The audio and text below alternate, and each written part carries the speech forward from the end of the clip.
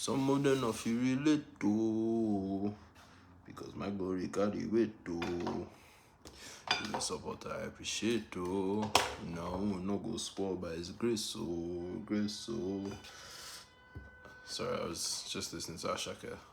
Well, technically I wasn't listening to Ashaka. I heard someone playing um Worldwide by Ashaka, and this song just came into my head. Hi YouTube, or hi Internet of Things and people. Today I don't really have much to say. I didn't really record as much today. Yesterday I recorded 3 videos. I think I'll just get into the habit of being a frequent person in terms of standing in front of the camera and just doing stuff. It was nice recording 3 videos yesterday. I wish I did more today, but other things got the better half of me for the day. But we still keep pushing.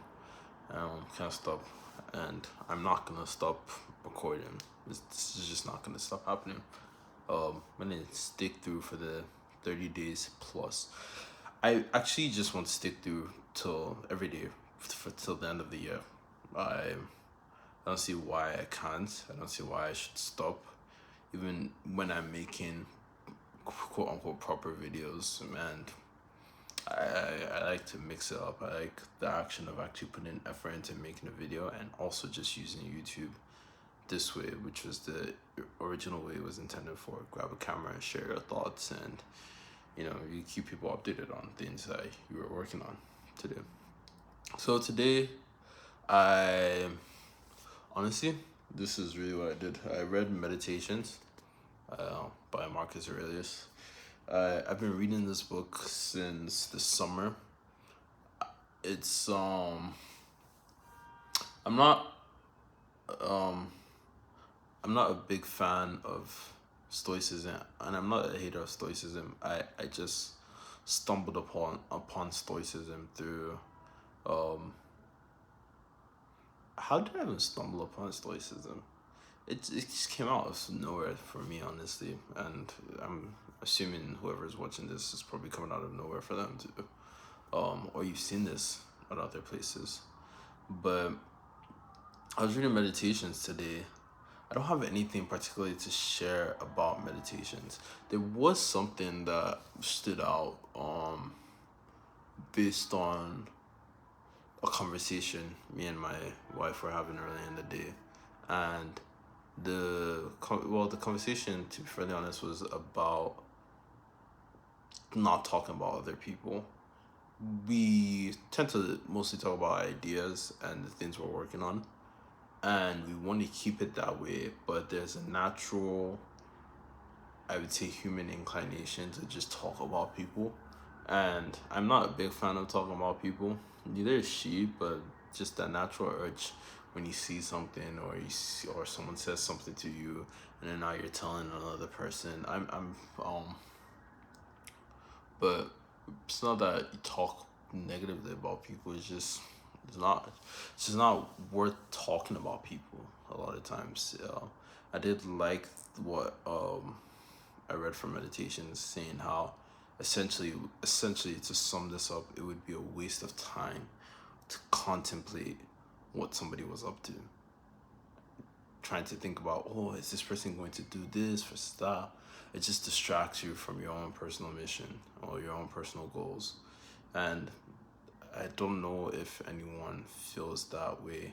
I've already initially felt this way, but hearing it from what would be one of the most interesting thought leaders and leaders of the world, of a particular space in the world, it rings a little differently.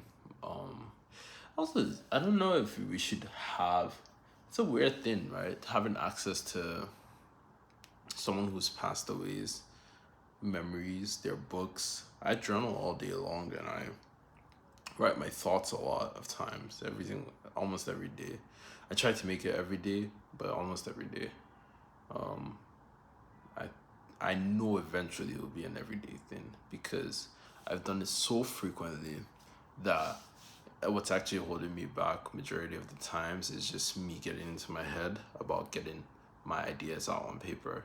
And maybe that is a sign that when I get into my head about getting my ideas out on paper, I should probably write about what I'm in my head about writing that. I don't know if you get. But meditations, it's a good read.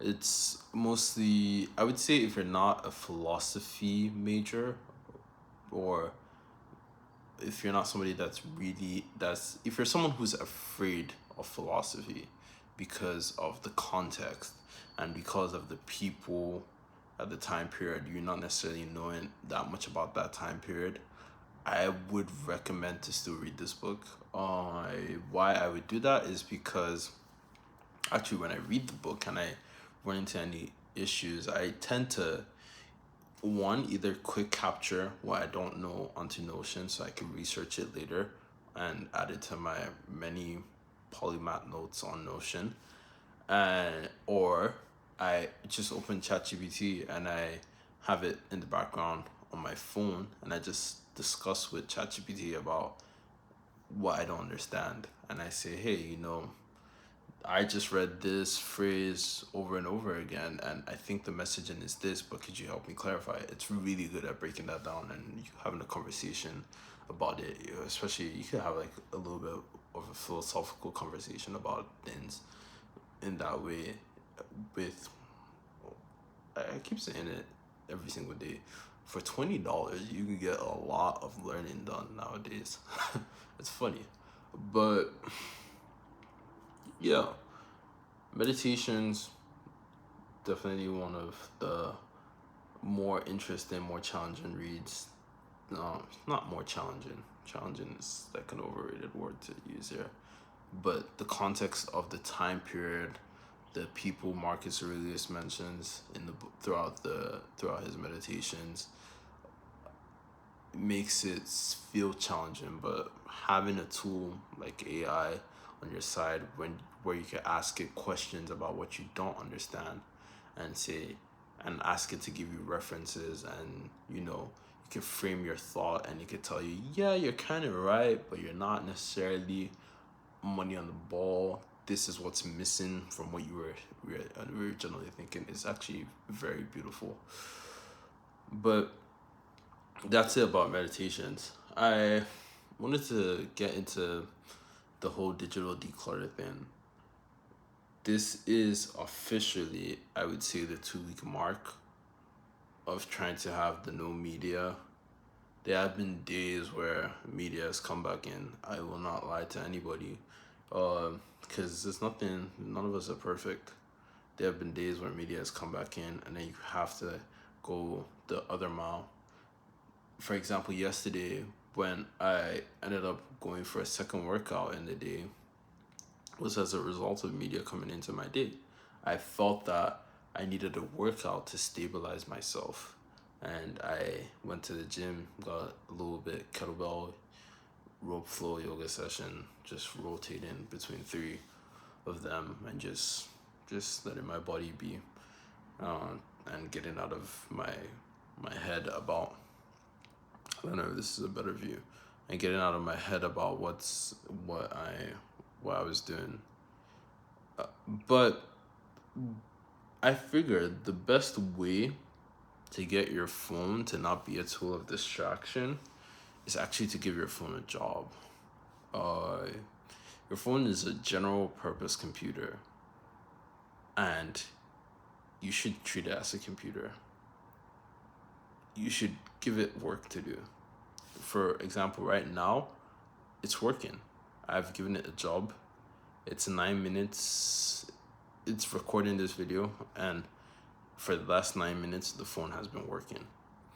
I can't record the video and look at an app again. I have to literally record the video. And giving it that job of saying, hey, you're in charge of recording videos is quite, it takes away the distracted element of the phone. And I try to give it jobs throughout the day, but I'm not necessarily the most efficient person at giving it jobs. I should do better. I've thought about this before, where I would say I should record myself more throughout the day. That way, it's always working. It's always taking clips of me, and therefore it's technically doing its job, so it can't distract me from doing what I need to do. I've also thought about just turning on ChatGPT, the enabled assistant, just having it on all the time. And whenever I have a question, I just ask it the question, which is an interesting one, because what I was thinking about when I say I want to give my phone a job like that is during deep work sessions, I might be doing one specific task, and in my head, I might say, oh, what's this, and this. I could just ask AI. And through asking it, it tends to give you an answer, but then you have this weird, uncanny conversation that you have with a robot. I am still not necessarily the most comfortable person having conversations with a computer all day, but I do it to get frequently good at it and to learn how to push the AI.